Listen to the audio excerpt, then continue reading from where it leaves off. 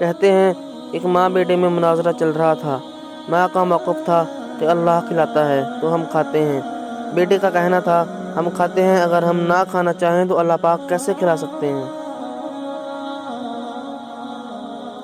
اسی مناظرے کے دوران ماں نے بیٹے کے آگے کھانا رکھ دیا تو بیٹے نے کہا چلیں میں یہ آج رات والا کھانا نہیں کھا رہا، اللہ پاک اب کیسے کھلائیں گے۔ ماں بیٹے کے پیچھے پڑ گئی کہ پاگل نہ بن، کھانا کھا لے، اور بیٹے نے ضد پکڑ لی کہ میں نے کھانا نہیں کھانا، اللہ پاک اب اسے کیسے کھلاتے ہیں۔ ماں بیٹے کو بھوکا کہاں دیکھ پاتی، اس نے اصرار شروع کیا تو بیٹا گھر سے نکل کر گاؤں کے قبرستان میں جا کے سو گیا۔ ماں نے ایک زبردست قسم کا خوشبودار حلوہ بنایا اور جا کر بیٹے سے کچھ فاصلے پر ایک قبر پر اس خیال سے رکھ دیا کہ رات کو بھوک سے جاگ گیا تو دیکھنے والا کوئی نہ ہوگا اور یہ کھا لے گا۔ رات کے آخری پہر قبرستان میں ڈاکو آ گئے جو اس گاؤں کو لوٹنے کی غرض سے پہنچے تھے۔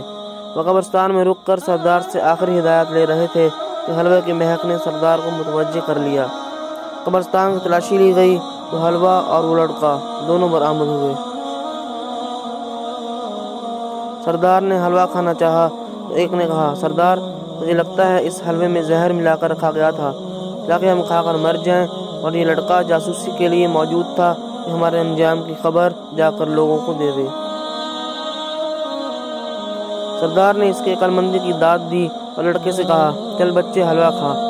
لڑکے نے تو ضد پکڑی تھی کہ آج رات کچھ نہیں کھائے گا، اس نے سختی سے انکار کیا تو سردار کا شک یقین میں بدل گیا اور اس نے گن تان لی۔